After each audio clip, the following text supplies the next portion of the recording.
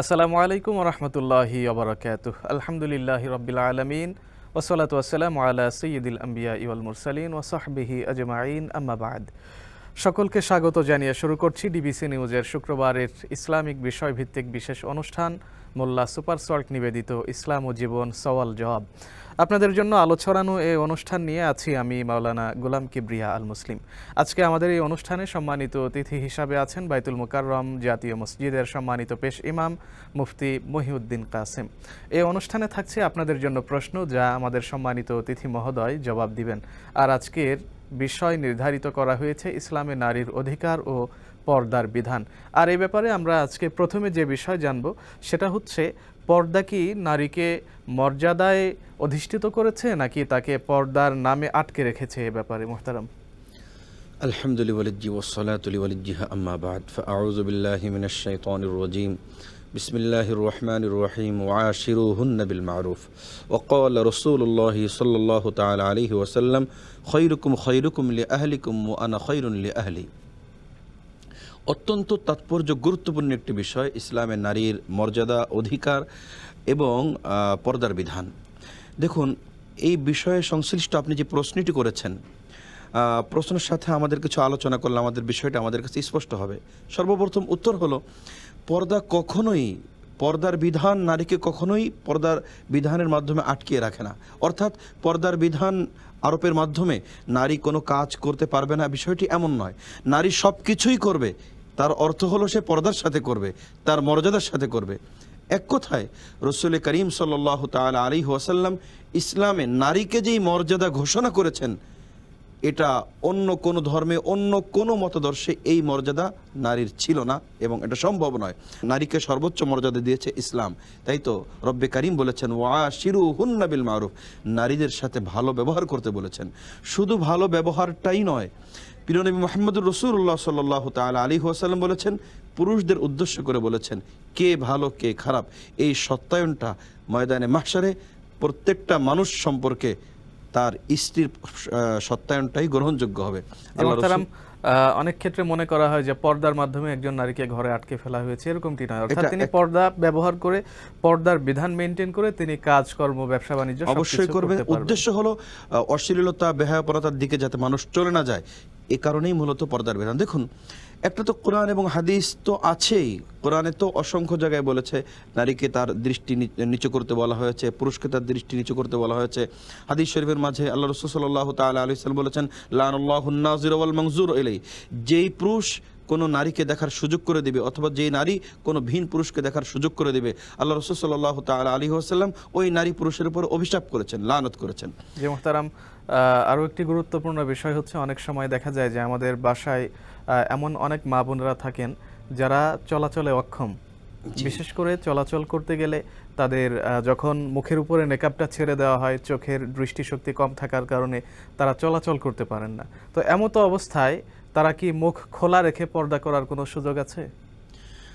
মূলত কারো যদি কোনো সমস্যা থাকে, সেই সমস্যার সমাধানের যথাযথ পদ্ধতি ডাক্তারের পরামর্শ অনুযায়ী করতে হবে। কিন্তু এ কারণে মৌলিকভাবে কথা বলার সুযোগ নেই যে মুখ খোলা রাখার কোনো সুযোগ আছে। কারণ কিতাবের মাঝে যে বিষয়টি বলা হয়েছে, সৌন্দর্যের রাজধানী হলো মুখ। একটা মানুষের সৌন্দর্যের যে রাজধানী সেটা হলো মুখ। আমাদের অনেক ভাইদের কাছে আমরা অনেক সময় যে বিষয়টা লক্ষ্য করে থাকি, তারা মুখটা খোলা রাখার কিছু কিছু সুযোগের কথা বলে থাকেন। বিষয়টি কিন্তু অনুচিত, উচিত নয়। কারণ একটা মানুষ আকর্ষিত হয়, একটা মানুষকে আকর্ষণ করে একটা নারীর মুখটাই মানুষকে প্রথমত আকর্ষণ করে। মানুষ বিপদগ্রস্ত হয়, অর্থাৎ বিপদগামী হয় এখান থেকেই। এজন্য কোনোভাবেই কোনো নারীর ঢালাওভাবে খুলে রাখাটা উচিত, একেবারেই উচিত নয় এবং এটা ইসলাম এটাকে সমর্থন করে না। বর্তমান সমাজে আমরা দেখতে পাচ্ছি যে এই পর্দার অবস্থান সমাজে যেভাবে বাস্তবায়ন করা দরকার ছিল সেভাবে প্রতিষ্ঠা না করবার কারণে বিভিন্ন সময় আমরা বিভিন্ন ক্ষতিকর খবর পাচ্ছি। তো এই ক্ষতি থেকে বাঁচার জন্য পর্দা কিভাবে আমাদেরকে প্রোটেক্ট করছে? দেখুন, আজকে সমাজের মাঝে যে অশ্লীলতা, বেহায়াপনাতা বিরাজ করছে, যা এর কুফল আমরা দেখছি।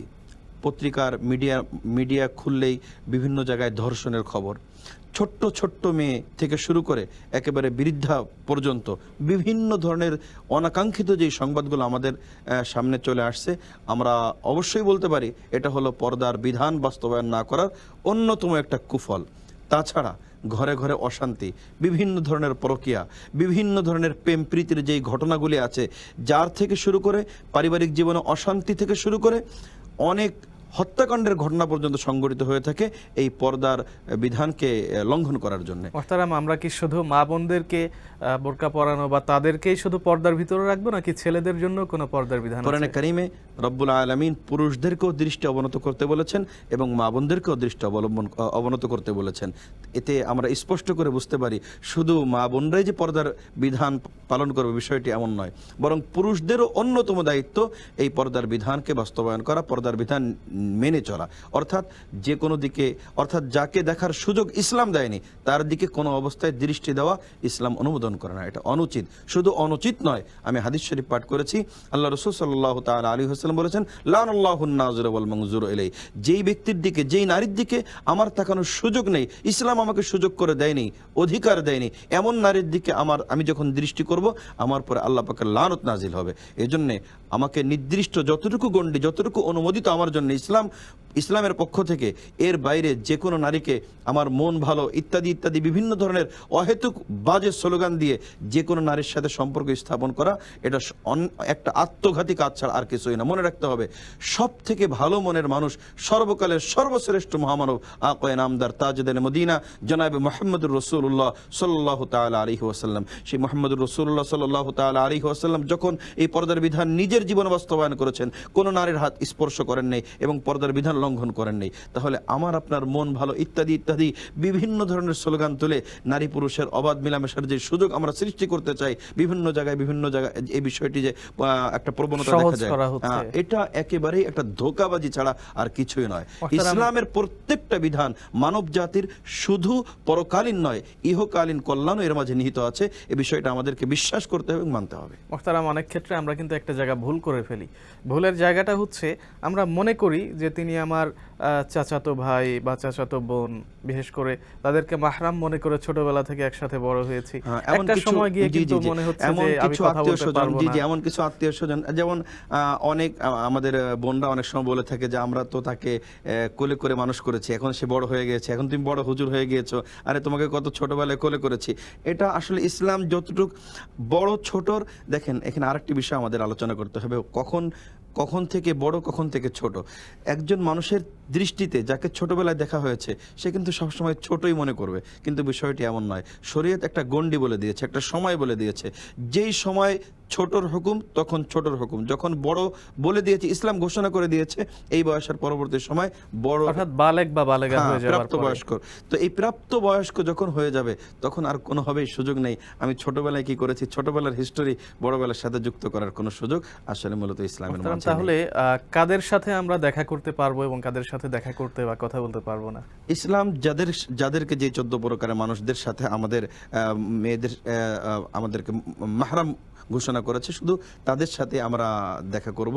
এর বাইরে যাদেরকে গায়রে মাহরাম হিসেবে আমরা চিনি তাদের সাথে আমাদের দেখা করার আসলে সুযোগ নেই। তো সেক্ষেত্রে প্রাপ্তবয়স্ক হয়ে গেলে ছোটবেলায় যাদের সাথে একসাথে আমরা বড় হয়েছি, চাচাতো ভাই বোন, রব্বুল আলামিনের বিধানাবলীর সমুন্নত করতে যে আমি যে কোনো বিধান, যে কোনো ত্যাগ করতে আমাকে প্রস্তুত থাকতে হবে, এমন মানসিকতা প্রত্যেকটা মুসলিম। দেখুন কুরবানি আমাদেরকে কি শিক্ষা দেয়? কুরবানি তো এটাই শিক্ষা দেয় যে আমার সন্তানকে যখন আমি আল্লাহর রাহে, হযরত ইব্রাহিম আলাইহিস সালাতু ওয়াস সালাম কুরবানি করতে প্রস্তুত হয়েছেন কেন?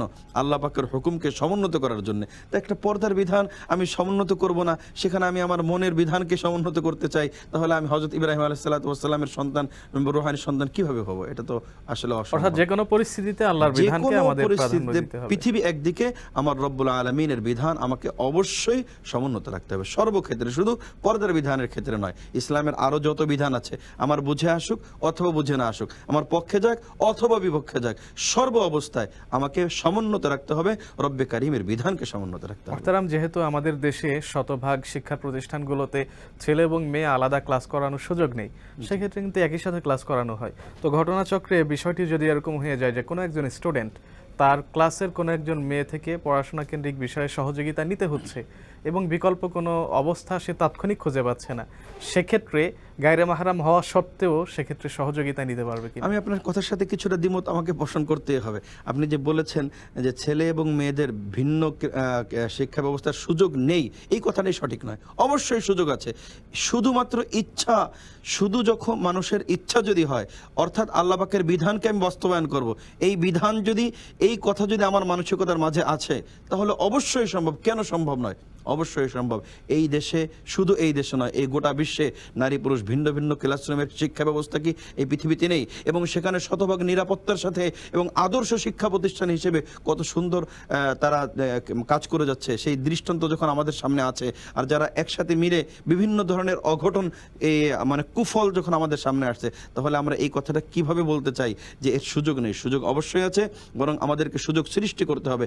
ইসলাম যেখানে আমাদেরকে একসাথে থাকার সুযোগ দেয়নি, সেখানে আমি আপনি নিজেদের স্বার্থে বা বিভিন্ন কারণে আমরা একসাথে করার সুযোগটা আসলে করাটা উচিত নয়। আমাদের পিছনের জীবনে আমরা কি করেছি না করেছি সেটা আমাদের সামনের দিকে তাকানোর সুযোগ নেই। একটা মানুষ ভুল করেছে, শুরু থেকে করেছে, এখন করবে, সামনেও করবে, এমনটা তো হতে পারে না। ভুল একটা পর্যন্ত মানুষ করতে পারে, হ্যাঁ, একটা সময় যে কোনোভাবে যে কোনো কারণে হয়েছে না, এখন থেকে প্রত্যেকটা জিনিসই আপডেট হচ্ছে, প্রত্যেকটা জিনিসই মানে ভাবার সময় হয়েছে, তাই না? এখন আমরা যেহেতু সমাজের মাঝে বিভিন্ন ধরনের সমস্যা আমরা ফেস করছি, তখন এই সমস্যা থেকে উত্তরণের জন্য আমাদেরকে ইসলামের পথে যদি আমরা অগ্রসর হই, অনুযায়ী চলতে হবে। আপনাকে ধন্যবাদ। আমরা ছোট্ট একটি বিরতি নিব ইনশাআল্লাহ। প্রিয় দর্শক, আপনারা দেখছেন ইসলামিক বিষয়ভিত্তিক বিশেষ অনুষ্ঠান মোল্লা সুপার সল্ট নিবেদিত ইসলাম ও জীবন সওয়াল জবাব। এই পর্যায়ে যাচ্ছি ছোট্ট একটি বিরতিতে, সঙ্গেই থাকুন। বিরতির পর আবারও স্বাগত জানাচ্ছি ডিবিসি নিউজের শুক্রবারের সাপ্তাহিক অনুষ্ঠান মোল্লা সুপার সল্ট নিবেদিত ইসলাম ও জীবন সওয়াল জবাব। আজকে আমাদের অনুষ্ঠানে অতিথি হিসাবে আছেন বাইতুল মোকাররম জাতীয় মসজিদের সম্মানিত পেশ ইমাম মুফতি মহিউদ্দিন কাসেম। আজকের আলোচনার বিষয় ইসলামে নারীর অধিকার ও পর্দার বিধান। আর এই ব্যাপারে অনেকগুলো প্রশ্নের উত্তর আমরা বিরতির পূর্বে জেনেছি, এবার আরও কিছু গুরুত্বপূর্ণ প্রশ্নের উত্তর জানবার চেষ্টা করবো ইনশাআল্লাহ তাআলা। অর্থাৎ এবারে আপনার কাছে জানতে চাই, আমাদের মা বোনেরা যারা আছেন তারা আসলে কোন সময়টাতে উপনীত হলে তারা পর্দা করতে বাধ্য? একটা মানুষ, একটা নারী যখন প্রাপ্তবয়স্ক হয়ে যাবে, এই প্রাপ্তবয়স্ক হওয়ার বিধান 12 বছরের সাথে যদিও ইসলাম বলেছে, কিন্তু এর আগে থেকেই যখন একটা নারী, যখন তার মধ্যে আকর্ষণ চলে আসে, আমরা তো বলবো বর্তমান প্রেক্ষাপটে যেহেতু অঘটনের অনেক ধরনের ঘটনা আমরা লক্ষ্য করছি, নারী অর্থই তাকে আমরা সেফ জোনে রাখলে এটাই ভালো। বরং একেবারে 9 বছর বলেছেন আপনি, বড় চমৎকার বলেছেন। 9 বছর থেকেই আমার মেয়ে, আমার বোন এরা কোথায় যায়, এদিকে আমাকে অবশ্যই ফলো করতে হবে এবং তাদেরকে যত্নের সাথে পর্দার বিধানের মধ্যে রাখার চেষ্টা করতে হবে। একটা বিষয় আসলে যারা পর্দার বিধানের বিরোধিতা করে, আমি একটা বিষয় তাদেরকে উদ্দেশ্য করে বলতে চাই। দেখবেন, কোনো মানুষ কিন্তু ইসলামের এই গণ্ডির বাইরে এই কথা কেউ পছন্দ করবে না যে তার মায়ের সাথে কেউ খোলামেলা কথা বলুক, কারো স্ত্রীর সাথে কেউ খোলামেলা কথা বলুক, কারো মেয়ের সাথে কোনো পুরুষ খোলামেলা কথা বলুক, কোনো মানুষ এই কথা পছন্দ করবে না।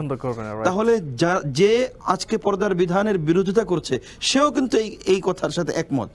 তো রসুল করিম সাল্লাল্লাহু তাআলা আলাইহি ওয়াসাল্লাম তো হাদিস শরীফের মাঝে এমন কথাই বলেছেন, তুমি যেহেতু পছন্দ করো না, তুমি কারো মায়ের সাথে জিনা করবে, তুমি ইত্যাদি ইত্যাদি বলেছেন। তো ঠিক আমি যেই জিনিসটা পছন্দ করছি না আমার আপনজনের সাথে, তাহলে আমি কেন অন্যের বোন, অন্যের খালা, অন্যের যে সমস্ত মেয়ে সংশ্লিষ্ট বিষয় আছে তাদের দিকে দেখছি, তাদের সাথে কথোপকথন করছি? আমরা যদি কোরআন সুন্নাহর বাইরে যুক্তির বিবেচনাও যদি আমরা লক্ষ্য করি, তাহলেও কিন্তু ইসলামের এই যে পর্দার বিধানটি, এটা অত্যন্ত তাৎপর্যপূর্ণ, যেটা সামাজিক শৃঙ্খলা, পারিবারিক শৃঙ্খলা এবং শান্তি প্রতিষ্ঠার জন্য অনেক বেশি প্রয়োজন। আজকে আমরা দেখুন, পত্রিকার পাতায় দেখলেই দেখা যায় অসংখ্য ডিভোর্সের ঘটনা, অনেক ছাড়াছাড়ির ঘটনা, এবং একটা নারীর যখন মানে সম্পর্ক ভিন্ন হয়ে যায়, শেষ হয়ে যায়, তাহলে এটা যে কত বড় বিপদগ্রস্ত হয়ে যায় একটা নারী, এটা মানে বলার অপেক্ষা রাখে না। তো এর কারণটা কি? আজকে যদি আমরা তলিয়ে দেখি, খতিয়ে দেখি, এর অনেকাংশে দায়ী এই পর্দাহীনতা। যদি পর্দার বিধান মানুষ সঠিকভাবে পালন করত, তাহলে কিন্তু পারিবারিক জীবন বলেন, আজকে আমাদেরকে এত অশান্তি ভোগ করতে হতো না, কোর্টে কাচারিতে এত বেশি নারীদেরকে দ্বারস্থ হতে হতো না।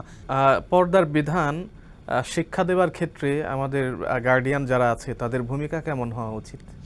অত্যন্ত গুরুত্বের সাথে এই বিষয়টি বাস্তবায়ন করা উচিত। অর্থাৎ আমরা যদি মাইন্ডে এই পর্দার বিধানটিকে কাউকে চাপিয়ে দিই এটা বোঝা হিসেবে, তখন কেউ এটাকে মানে গ্রহণ করতে রাজি হবে না। কিন্তু এটাকে এভাবে উপস্থাপন করতে হবে, এটা আমার আপনার কোনো বিষয় নয়, এটা প্রিয় নবী মুহাম্মদুর রাসূলুল্লাহ সাল্লাল্লাহু তাআলা আলাইহি ওয়াসাল্লাম মানব জাতির শান্তি সফলতার জন্য এই পর্দার বিধান আমাকে আপনাকে আরোপ করেছেন, আমার আপনার উপরে আরোপ করেছেন। সুতরাং যেহেতু রব্বুল আলামিন ইহকালীন এবং পরকালীন শান্তির জন্য যত বিধানই মানব জাতির পর আরোপ করেছেন প্রত্যেকটা বিধানই কল্যাণকর, সে এ কথা মনে করে যখন আমরা পর্দার বিধানই বলেন আর যে কোনো নামাজের বিধানই বলেন আমরা সেই বিধান বাস্তবায়ন করব, তখন এটা কখনোই আমাদের জন্য বোঝা হবে না।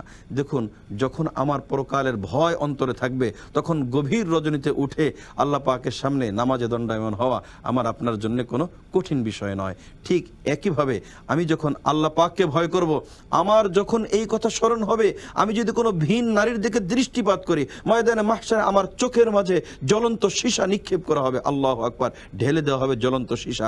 এই ভয় যদি আমার থাকে, ওয়াত্তাকু ইয়াওমান তুরজাউনা ফীহি ইলাল্লাহ, ময়দানে মাহশারকে যে ব্যক্তি ভয় পায়, যে ব্যক্তি ভয় পায় রব্বে কারীমের সামনে উপস্থিত হওয়াকে, তার জন্য যে কোনো অপরাধ, যে কোনো গুনাহ ছেড়ে দেওয়া কোনো কঠিন বিষয় নয়। ওয়াজ মাহফিলগুলোতে যখন কাছাকাছি ওয়াজ মাহফিল হয়, আমাদের মা বোনেরা পাশের প্রতিবেশীদেরকে নিয়ে মাহফিলগুলোতে যান, সেক্ষেত্রে অনেক ক্ষেত্রে স্বামীদের অনুমতি নিয়ে থাকেন বা কখনো কখনো অনুমতি ছাড়াই মাহফিলগুলোতে চলে যান। এভাবে যাবার কোনো অনুমতি আছে কিনা? শুনুন, ধর্মীয় অনুষ্ঠান হোক অথবা নামাজের বিধানই হোক, যা কিছুই হোক, আমাদের নীতিমালা হলো একটি থাকবে, সেটা হলো পর্দার বিধান রক্ষা করে। ইসলাম তো বলে নেই যে তুমি শুধু ঘরের মাঝেই বসে থাকো, এই কথা কিন্তু ইসলাম কখনোই বলে নেই।